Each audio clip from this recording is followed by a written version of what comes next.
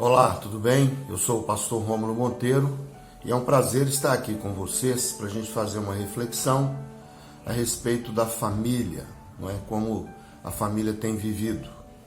Na verdade, é muito mais uma provocação que eu queria trazer para os irmãos nesses 10, 12 minutos que teremos aqui de reflexão. E o texto que eu quero usar para isso é o versículo 1 do Salmo 127, que diz: se o Senhor não edificar a casa, em vão trabalham os que a edificam. Se o Senhor não guardar a cidade, em vão vigia a sentinela. E o verso 1 do Salmo 128, que diz que bem-aventurado é o homem que teme ao Senhor e anda nos seus caminhos. Do trabalho de tuas mãos comerás, feliz serás e tudo te irá bem. Pois bem, a gente percebe que a família, ela sempre sofreu ataques, de todos os lados. A gente sabe que há uma tentativa constante de desestruturação da família.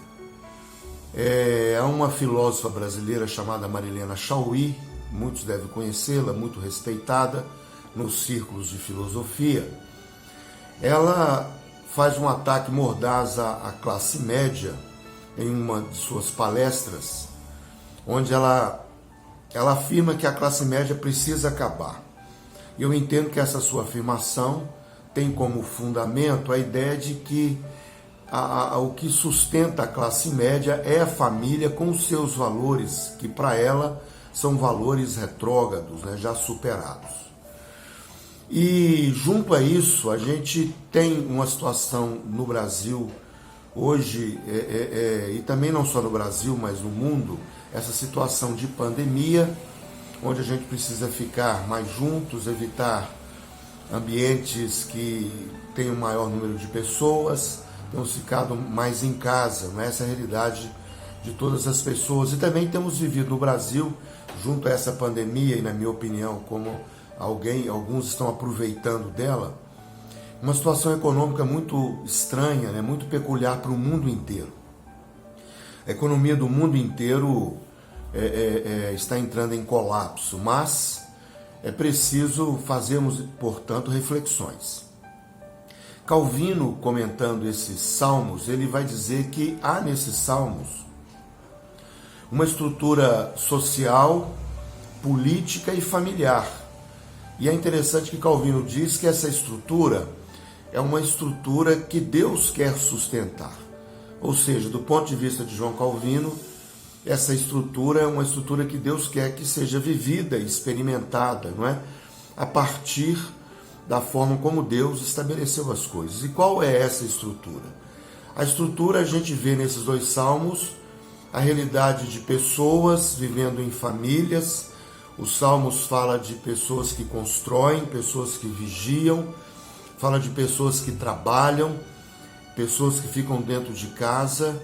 Frutos desses relacionamentos nós temos os filhos que estão ao redor da mesa, como diz o Salmo 128. Enfim, há uma estrutura colocada aí por Deus. Tem mantenedor, tem aquele que faz o papel de auxiliador, ou seja, Deus quer que isso seja vivido e sustentado na sociedade, eu queria, então, a partir dessa estrutura já colocada, que a gente tem visto e que a gente tem experimentado, lançar alguns olhares sobre essa família, sobre essa estrutura que Deus sustenta e quer que seja vivida. E a partir da Escritura, chegarmos a algumas conclusões. E primeiro eu gostaria que nós lançássemos um olhar do ponto de vista econômico. Como é a família, do ponto de vista econômico, essa família cristã, essa família, do ponto de vista econômico, essa família bíblica?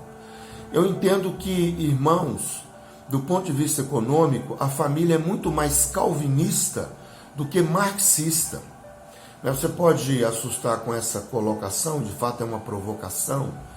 Quando olhamos para a Escritura e para esses dois salmos e vemos essa estrutura colocada, a gente percebe que a família, do ponto de vista econômico, ela é muito mais calvinista, porque eu coloco Calvino junto de Karl Marx aqui, porque eu entendo que Calvino trouxe uma contribuição enorme do ponto de vista econômico para toda a humanidade.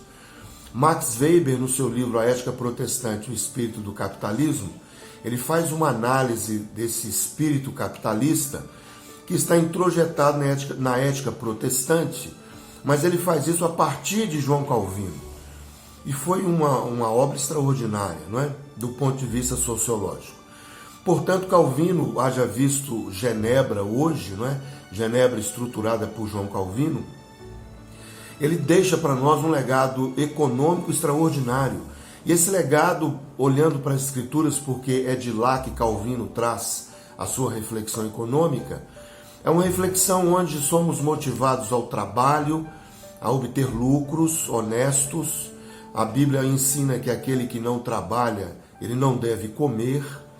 Então, o calvinismo e os países calvinistas sempre motivaram e continuarão a motivar os seus jovens, os seus trabalhadores a trabalharem, a produzirem, a buscar lucros e conquistar o seu alimento, não é?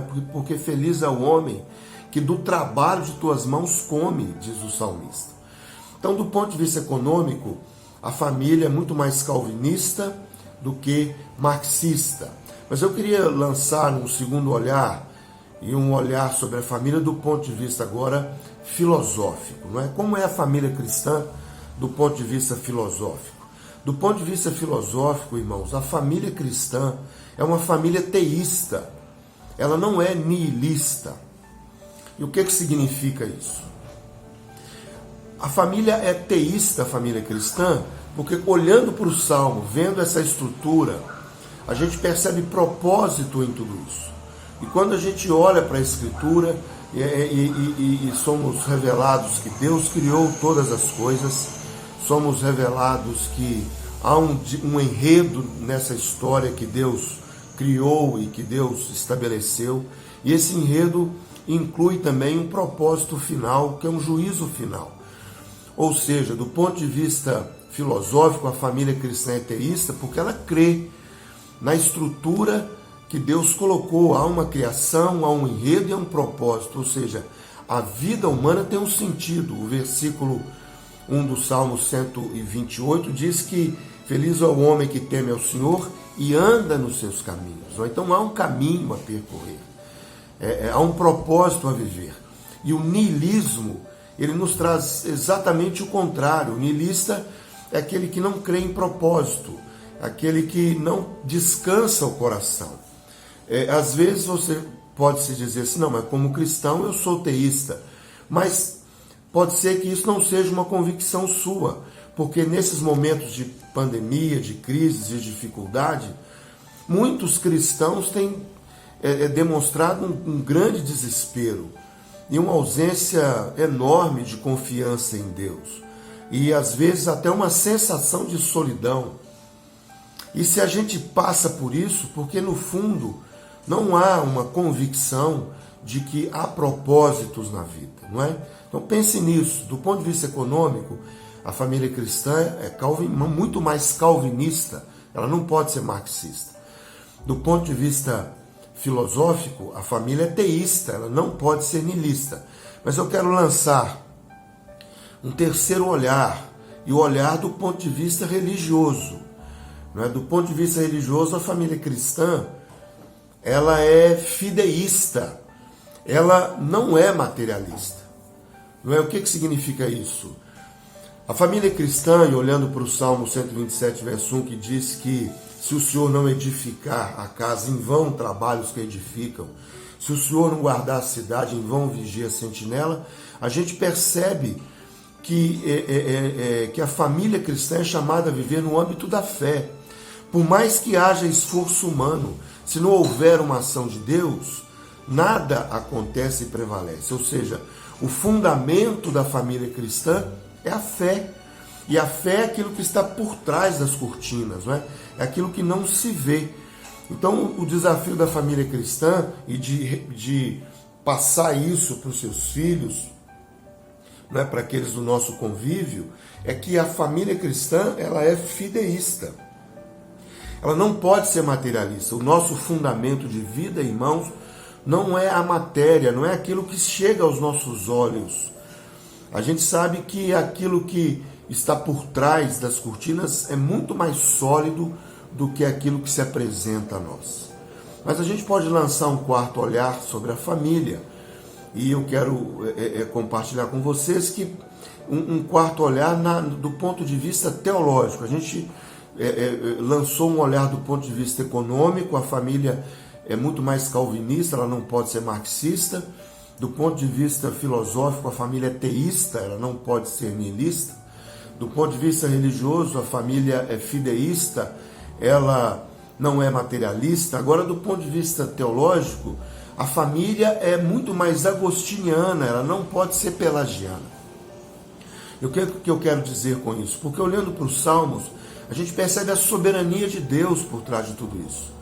E a filosofia cristã por excelência, que exalta e estabelece Deus como o autor de todas as ações primeiras na existência humana, foi Santo Agostinho. E do ponto de vista de Agostinho, Deus é soberano, é Ele que promove a primeira ação em todos os âmbitos e principalmente da salvação. E a gente percebe, e eu ouvi isso da boca de um filósofo brasileiro chamado Luiz Felipe Pondé, que o mundo hoje ele é pelagiano, ou seja, é um mundo arrogante que confia em demasia nas ações humanas. As pessoas pensam que são capazes de gerenciar a própria vida. E nos dias de hoje a gente percebe que toda essa prepotência ruiu, tem caído por terra, não é? Então a família, do ponto de vista teológico, ela é muito mais agostiniana, ela não pode ser pelagiana, porque Deus é Senhor e sustentador de todas as coisas. Amém? Você pense nisso, não é? Nesses olhares. Muitos têm atacado a família e tentado de uma forma ou de outra prejudicar os seus valores e tentam dissolvê-las. Mas fiquem firmes no Senhor. O Senhor é conosco. Que Deus abençoe sua vida. Um forte abraço.